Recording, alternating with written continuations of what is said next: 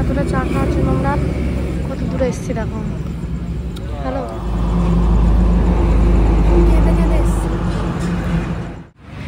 আবার নিয়ে এসছি। Hello guys, welcome back to my channel and welcome another new video. তো তোমরা সবাই কেমন আছো? আশা করি সবাই অনেক ভালো আছো, সুস্থ আছো। আমরাও বেশ ভালো আছি, সুস্থ আছি। আমার চ্যানেলে তোমাদের সবাইকে ওয়েলকাম জানাচ্ছি নতুন আরেকটি ভিডিওর সঙ্গে। তো আজকে গুড মর্নিং আর বললাম না, কারণ অনেকটা বেলা থেকে আমি ভিডিওটা স্টার্ট করি। সকাল থেকে তো আমার ভিডিও শ্যুট করাই হয়নি, আর আজকে প্রচণ্ড গরম, সেই জন্য অনেক সকালে ঘুম ভেঙে গেছে। তো যাই হোক, এখন 10টা মতন বাজে, 10টা থেকে আমি ভিডিওটা স্টার্ট করলাম। আর আজকে হচ্ছে 16 তারিখ, যেমন দাদাভাই আর একদিন রয়েছে, কালকের দিনটা আর আজকের দিনটা। তো সময় কীভাবে কেটে যায়, তাই না? তো যাই হোক, সারাদিন যা যা করি সেটাই তোমাদের সঙ্গে শেয়ার করব। চলো পুরো ভিডিওটা কন্টিনিউ করো।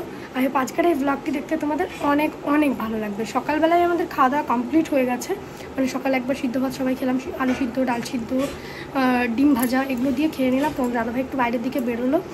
তো আমি ভাবছিলাম ইউনিভার্সিটি যাবো, তারপরে দেখলাম একবারে সোমবার থেকে স্টার্ট করবো। আমি জানি আমি প্রচুর ঝাড় খাবো। তো চলো ভিডিওটি শুরু করি। দেখি সারাদিন যেটা করবো সেটাই শেয়ার করবো। তো চলো তোমরা ভিডিওটি দেখো। বলো, দেখো। এই উঠবা, চুলে লাগছে। এটা চেয়ার না, ঠিক আছে? তুমি ধরো, তুমি ধরো ফোনটা। আমি ধরবো কেন? লাগছে আমার পিঠে। হাতি হাতি বসেছিল আমার পিঠের উপরে। গাইস, আমরা যারা ফৌজি ওয়াইফ রয়েছি, আমরা কি চাই বলো তো, যে কটা দিন আমাদের হাজব্যান্ড বাড়িতে আসে প্রচুর আনন্দ করে কাটাতে, প্রচুর এনজয় করব, ঘুরবো ফিরবো, সবার সঙ্গে মিলেমিশে থাকবো। কিন্তু এইবার ছুটিটা আর আমাদের সেই রকম হলো না। তোমাদের দাদাভাইয়ের মনটা প্রচণ্ড খারাপ। এই ভিডিওটা তোমরা দেখো, বুঝতে পারবে। আর কিছু মানুষ এমন রয়েছে যারা আমরা একটু ভালো আছি বলে তাদের সহ্য হচ্ছে না, আমাদের নিজেদের মধ্যে অশান্তি লাগানোর চেষ্টা করছে। সেটাও তোমরা বুঝতে পারবে, পুরো ভিডিওটা দেখো। তো যাই হোক, এখন দেখতে পেলে তোমাদের দাদাভাই আমার ঘাড়ের উপর উঠে বসেছিল, আর তারপরে কত সুন্দরভাবে মুখটা ঘোরাচ্ছিল দেখতে। তারপরে ও গেছিল একটু বাইরের দিকে, আর বাইরে আর কি করে থাকবে, যা রোদ গরম, আবার ঘুরে চলে এসেছে। এই যে দেখো, এবছরে কিন্তু আমাদের লিচু খাওয়া স্টার্ট হয়ে গেছে। আগের বারও তোমাদের দাদাভাই লিচু খেতে পারেনি, মানে যেদিন গেছিল আমাদের বাড়ি থেকে মা নিয়ে গেছিল, 2টো আটি নিয়ে গেছিল ওর জন্য, ও সেটা নিয়ে গেছিল। এবারও ওই কয়েকটাই খেয়ে যেতে পারবে, ওর জন্যই আনা হয়েছে। এই যে দেখো, আর এখন লিচুগুলো না খুব একটা মিষ্টি এখনো হয়নি, আর কটা দিন গেলে তারপরে ভালো লিচু পাওয়া যাবে। তবুও লিচুগুলো দেখে কি লোভ যে লাগছে, আর আমার প্রিয় একটা ফল লিচু। তো তোমাদের দাদাভাইয়ের জন্যই মা আনতে দিয়েছিল। এই যে দেখো, যেহেতু ষষ্ঠী হবে না, মানে ষষ্ঠীতেও থাকতে পারবে না, আগের বারও ছিল না। আর ষষ্ঠী মানেই তো জানো, আম, লিচু, তাল এইসব হচ্ছে। আগের বারও এই টাইমেও ছিল না, এইসব ফলগুলো খেতে পারিনি, এবারও পারবে না। তো বেচারির মনটা খারাপ দেখো। তো ওকে আমি বললাম, না না, মন খারাপ করো না, তুমি লিচুগুলো সব খেয়ে নিও, কারণ মা তোমার জন্যই এনেছে। তো যাই হোক, এই বছরে কিন্তু প্রচুর লিচু খেয়েছি আমরা। আর এই বছরে লিচুর দামটাও একটু কম ছিল, কারণ লিচু সব জায়গায় হয়েছে। এই জায়গাটায় আমার বরের মুখটা জাস্ট দেখো, জানি না কি এত ভাবছে ও। আসলে কি বলো তো, মানে ছেলে তো চট করে কাউকে কিছু বলতে চায় না, আর এত টেনশন ওর মাথার মধ্যে আছে সেটা শুধুমাত্র আমি জানি। বাড়ির লোন, তারপরে এদিক ওদিকে ধার, তারপরে এই সব ঝামেলা, সব কিছু মিলিয়ে আমার হাজব্যান্ডের আর আমার এখন কি অবস্থা সেটা শুধুমাত্র আমরাই জানি। যদিও কি বলো তো, নিজের কষ্ট দুঃখগুলো কারোর সঙ্গে শেয়ার করতে নেই, লোকে সেগুলোরই ফায়দা নেই। সেই জন্য আমরা বলি না, যতটা পারি হাসি খুশিভাবে তোমাদের সঙ্গে ভিডিও শেয়ার করার চেষ্টা করি। তো গাইস দেখো, এখন আমার প্লে বাটন পরিষ্কার করা চলছে।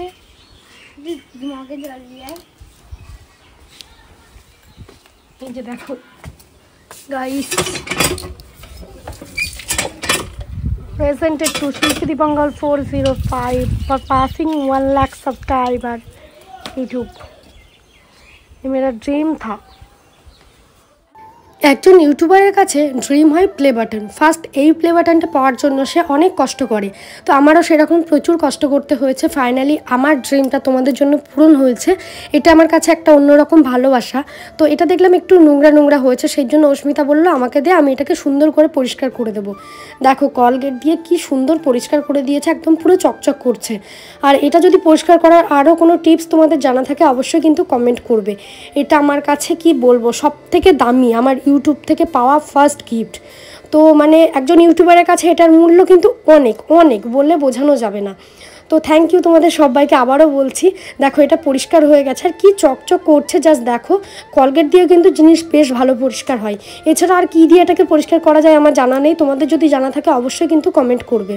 যাই হোক, এটা পরিষ্কার হয়ে গেলে এবার রুমে গিয়ে এটাকে সেট করে দেবো। অনেক সময় কি হয় দেখবে, তোমাদের দুঃখ কষ্ট যতই থাক না কেন, তোমরা যদি হাসি খুশিভাবে থাকো, একে অপরকে ভালোবেসে থাকো, অনেকের দেখবে হিংসা হয় সেগুলো নিয়ে। তো সেরকমই কিছু মানুষ রয়েছে যারা আমার বরের কান ভাঙানো করার চেষ্টা করেছে, কিন্তু কি বলতো, ও তো বাচ্চা না যে ওকে যাই হোক বলে দেবে আর সে বুঝে যাবে, কারণ ঠিক ভুল বিচার করার ক্ষমতা তার আছে। যাই হোক, কথাটা যাদেরকে বলছি তারা ঠিকই বুঝতে পারবে, তাই বাকিরা প্লিজ গায়ে মেখো না।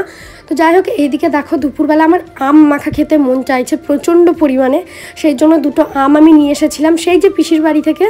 এতদিন পরে আম মাখা করছি, একটা তো পেকেও গেছে আর একটা একটু কাঁচা আছে। তো এই যে দেখো এটাকে বার করে নিচ্ছি আমের শাঁসটাকে, তারপরে বেশি করে ঝাল দিয়ে মাখবো, খেতে যা লাগবে। আর টক দেখলে কার কার জিভে জল আসে বলবে, কিন্তু আমার তো টক খেতে ভীষণ ভালো লাগে। তো চলো আম মাখাটাকে এবার আমি ফটাফট রেডি করে নিই। এই যে দেখো হয়ে গেছে। একটা আম যেহেতু একটু পাকা পাকা ছিল তার জন্য কালারটা এমন এসেছে, মানে প্রায় 1 সপ্তাহ হয়ে গেল নিয়ে এসেছি, সেই ফ্রিজেই রাখা রয়েছে। তো ফ্রিজে থাকলে কি হবে, জিনিসটা পেকে গেছে। তো অর্পিত একটুখানি খেয়ে দেখছে কেমন হয়েছে। হিমসাগর আম হলে কি হবে, অতটা মানে মিষ্টি লাগছে না, যে মিষ্টি মিষ্টি টক টক ব্যাপারটা থাকে সেটা লাগছে না, টকটাই বেশি লাগছে। আচ্ছা, একটা কমেন্টের কথা একটু মনে পড়ে গেল, বলে দিই। একজনে কমেন্ট করেছে, মানে আমার ভিডিওতে আমি তো নেগেটিভ কমেন্টগুলোকে ডিলিট করে দিই বা তাদেরকে ব্লক করে দিই, সেটা তার খুব গায়ে লেগেছে। সে কমেন্ট করেছে যে এতগুলো ভিউজ আর কমেন্ট মাত্র এই কটা, বাকিদেরকে ব্লক। তো মানে তারা হয়তো কমেন্ট করতে চায়, কমেন্ট করতে পারবে না, ভিডিও দেখতে পাবে কিন্তু কমেন্ট করতে পারবে না। তাহলে ভাবো তো মানুষ ঠিক কোন পর্যায়ের, কমেন্ট করতে পারছে না সেটাই ওদের গায়ে জ্বলন ধরছে। এবার দেখো, একটা ঝুড়িতে যদি একটা পচা আম রাখা হয় না, বাকি আমগুলো কিন্তু পচে যায়। যার জন্য আমি মনে করি যে নেগেটিভ কমেন্ট করছে সেখানে এসে আরও দুজন তার মতন থাকবে, তারা এসে কমেন্ট করে যাবে। তো সেটা আমি রাখার প্রয়োজন বোধ করি না, তাই কমেন্ট তো ডিলিট করি, প্লাস তাকেও ব্লক করি। কারণ আমি মনে করি আমার লাইফে যে কটা মানুষ থাকবে পজিটিভ থাকবে, নেগেটিভ মানুষ আর নেগেটিভ চিন্তাধারা কোনোটাই আমি পছন্দ করি না, তাই তাদেরকে আমি আমার চ্যানেলে রাখারও প্রয়োজন বোধ করি না। এরাই আবার কমেন্ট করবে যে আমাদের ভিউজের জন্য তোমার ইনকাম হচ্ছে, আবার আমাদেরকেই বলছো। আমি কিন্তু পার্সোনালি একজনকেই বলি যে কমেন্ট করে, কিন্তু কেন জানি না বাকিদের গায়ে লেগে যায়। আর যাদের নিতান্তই মনে হয় যে আমাদের ভিউজের জন্য তোমার সংসার চলছে, কেন দেখছো? আমরা তো বাড়িতে গিয়ে ইনভাইট দিয়ে আসি না। যারা ভালোবেসে আমাদের ভিডিও দেখে আমরা তাদের জন্য এখানে। কারণ এই কথাটা তো তোমরা মানবে, যারা আমাদেরকে পছন্দ করো না তারা নিশ্চয়ই আমাদের চ্যানেলগুলোকে সাবস্ক্রাইব করবে না। যারা ভালোবাসে তারাই আমাদের ভিডিও দেখার জন্য চ্যানেলগুলোকে সাবস্ক্রাইব করে রাখবে, তাই তাদের ভালোবাসায় আজ আমরা এখানে। যাই হোক, এইসব বিষয়ে কথা বাড়িয়ে লাভ নেই, তো চলো ব্লগে ফিরি। তো যাই হোক, এইদিকে দেখো তারপরে রেডি হয়ে গেছি, একটুখানি যাব, আমি একটু বাজারের দিকে যাবো। ভাইয়ের সঙ্গে একটু ঝামেলা হয়ে গেছে, তার জন্য মুডটা অফ রয়েছে দেখতে পাচ্ছ। আর যে জামা কাপড়গুলোকে কেচেছিলাম সেগুলোকে এখন ভাঁজ করে রাখছি, কারণ জিনিসপত্র এদিক ওদিকে ছড়ানো ছেটানো আমার একদমই পছন্দ হয় না। যতটা তাড়াতাড়ি পারবো কাজগুলোকে গুটিয়ে ঘরটাকে পরিষ্কার করে রাখবো, সে আমি এখানে থাকি বা ওখানে, যেখানেই হোক না কেন। আর তো সেই জন্য এগুলো গুছিয়ে নিচ্ছে, আর মুডটাও অফ রয়েছে। তোমাদের দাদাভাইয়ের সঙ্গে একটু ঝামেলা হয়ে গেছে। বলে না, মানুষের ভালো বা সুখ কারো সহ্য হয় না, তো কিছু মানুষ নিজেদের মধ্যে অশান্তি লাগানোর চেষ্টা করে আর কি। তো সেই জন্য নিজেদের মধ্যে একটু রাগারাগি হয়েছিল। তো অনেকক্ষণ থেকে আমাকে মানানোর চেষ্টা করছে যে চলো একটুখানি বাইরে যাব। আর আমি তোকে পাত্তাই দিচ্ছি না, নিজের মতন কাজগুলো করে যাচ্ছি। যদিও আমি রেডি হয়েছিলাম যে একটু ঘুরতে যাব এটা ভেবেই। তো যাই হোক, তারপর দেখো একটা জিনিস, দেখো আমাদের শোকেসটা পুরো ভর্তি টাপের টাপ, মানে একটুও জিনিস রাখার মতন স্পেস নেই। অ্যানিভার্সারিতে যে গিফটগুলো পেয়েছি ওগুলো রাখবো কোথায় সেটাই ভাবছি। তো খুব তাড়াতাড়ি আমাকে আরেকটা আলমারি কিনতে হবে, কারণ আমার জিনিসপত্র রাখা যাবে না। সেই জন্যই দেখো পুরো ঠাসা ভর্তি, আর এইভাবে জিনিসপত্র দেখতেও ভালো লাগে না। তো ওই কোনো রকমে ঠেসে একটুখানি জায়গা বার করে জিনিসগুলোকে ঢুকিয়ে রাখলাম। তো এদিকে দেখো এবার চুলে একটু সিরাম লাগিয়ে নেবো। তারপরে ফাইনালি তোমাদের দাদাভাই অনেক মানিয়েছে আমাকে, বললো চলো একটুখানি চা খেয়ে আসি বাইরে থেকে, আর একটু ঘুরে আসি। আর তো একটা দিন, কালকে তো চলেই যাব, মানে কালকের দিনটা বাদ দিয়ে পরশু দিন। তো এরপরে আর তোমরা মানুষটাকে নিয়ে কোনো কমেন্ট করতেও পারবে না, আর একটা দিনই রয়েছে।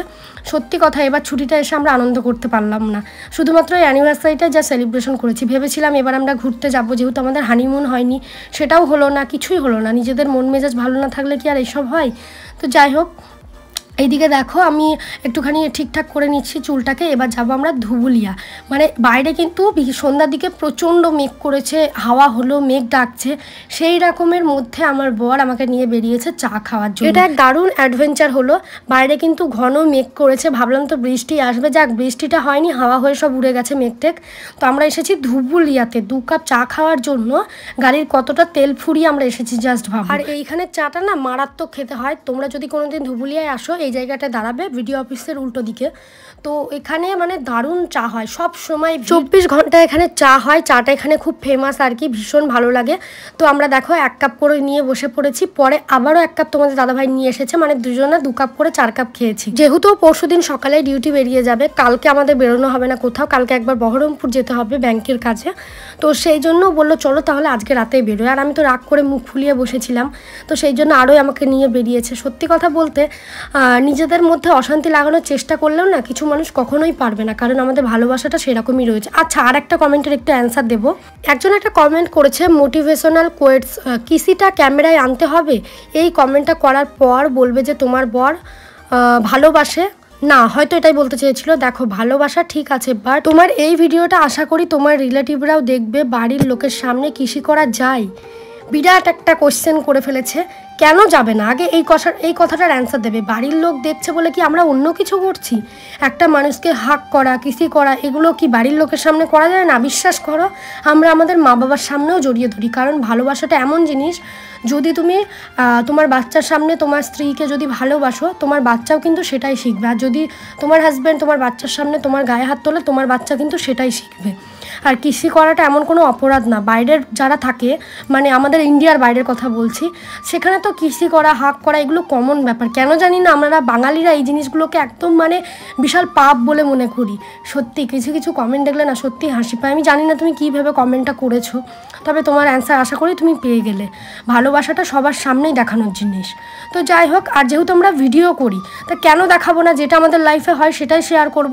এবার সবাই তো ভিডিও করে না, তাই সবাই দেখিয়ে দেখিয়ে বেড়াবে। যাই হোক, তারপরে আমরা 2 কাপ চা খেয়েছি, ওখান থেকে এবার বেরিয়ে এসেছি। এবার যাব হচ্ছে বাড়ি। রাত্রিও প্রায় অনেকটা হতে চললো। বাড়ি গিয়ে আর কোনো ভিডিও শ্যুট করিনি।